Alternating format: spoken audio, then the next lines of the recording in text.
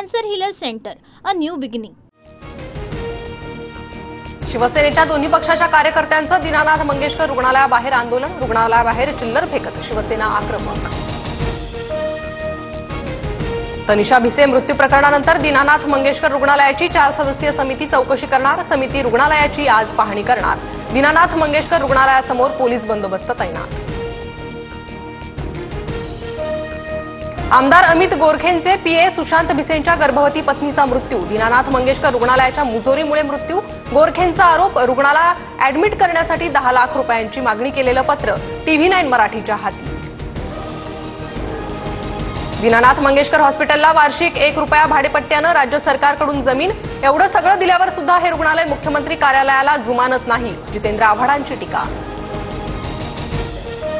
लोकसभेनंतर राज्यसभेतही वक्फ सुधारणा विधेयक मंजूर, वक्फ सुधारणा विधेयक आता राष्ट्रपतींकडे पाठवलं जाणार। वक्फ विधेयकावर बोलताना संजय राऊतांनी रंग बदलले, प्रफुल्ल पटेल यांची टीका, तर बाप बदलणारे लोक मला रंग बदलले असं म्हणतायत, संजय राऊतांचं उत्तर।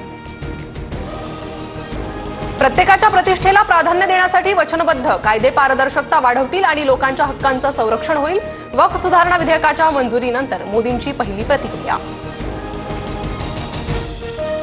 वक्फ सुधारणा विधेयकाच्या मतदानावेळी शरद पवार गैरहजर, शरद पवार आज मुंबईहून दिल्लीसाठी रवाना होणार असल्याची माहिती। प्रताप सरनाईक अजित पवारांच्या भेटीसाठी दाखल, एसटी कर्मचाऱ्यांच्या पगारासंदर्भात भेट असल्याची माहिती। मणिपूरमध्ये राष्ट्रपती राजवट लावण्याचा प्रस्ताव राज्यसभेत मंजूर, मणिपूरच्या मुद्द्यावर विरोधी पक्षांनी राजकारण करू नये, गृहमंत्री अमित शहा यांचं विरोधी पक्षांना आवाहन। उच्चस्तरीय समितीच्या निर्णयानंतर एखादी फाईल पुन्हा अर्थखात्यात अडकून पडणं चुकीचं, अर्थखात्यानं केवळ आर्थिक बाबींची पडताळणी करावी, मुख्यमंत्री फडणवीसांचे निर्देश। Cancer healer centre, a new beginning.